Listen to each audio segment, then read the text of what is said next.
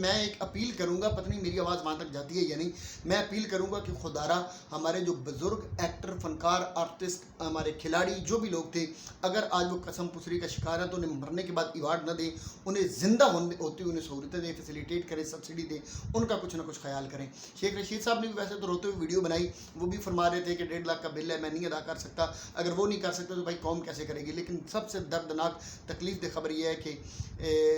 فیصل آباد کے اندر غالباً سانگلہ کی یہ ایک کہانی، ایک نوجوان ہے، شخص ہے، اس نے سوسائڈ کر لیا، اور اس نے سوسائڈ کرنے کی جو وجہ اس وقت تک سامنے آ رہی ہے، ابھی تک تو مکمل ڈیٹیلز اس کی نہیں آئی ہیں، جو وجہ سامنے آ رہی ہے وہ کہہ رہے ہیں کہ بجلی کے بل اس کی جیب سے نکلے ہیں، اور بجلی کے بل وہ نہیں دے سکتا تھا، اس میں سکت نہیں تھی، اس لیے اس نے ٹرین کے نیچے آ کر سوسائڈ کر لیا۔ قوم اس حالت تک پہنچ چکی ہے کہ ابھی خود کو مار رہی ہے۔ لیکن یاد رکھنا، جس دن اس قوم نے یہ فیصلہ کر لیا کہ اب ہم نے نہیں مرنا، اب آپ کی باری ہے، اب اس نظام کی باری ہے، تو آپ دھیان رکھیے گا کہ یہ قوم یہ ربڑ کی طرح ہے، یہ اتنا زیادہ آپ نے کھینچ دیا کہ اب اس نے ٹوٹ جانا ہے، اور جب یہ ٹوٹے گا تو یہ واپس آپ کے منہ پر آ کر بھی پڑے گا، اور یہ اپنا نقصان تو کرے گا ہی کرے گا، لیکن سب سے زیادہ جو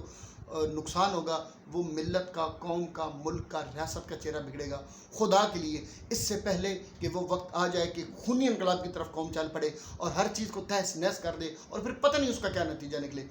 انسان بن جائیں، اس قوم پر رحم کریں، اس قوم کے خیر خواہ بن جائیں۔ نہیں تو کوئی تو آئے یار، کوئی شخص تو آئے جو کم از کم اس قوم کو اس محرومی سے نکالے اور بچائے۔ اللہ تعالیٰ میرا آپ کا، ہم سب کا حامی و ناصر ہو، دعاؤں میں یاد رکھے گا۔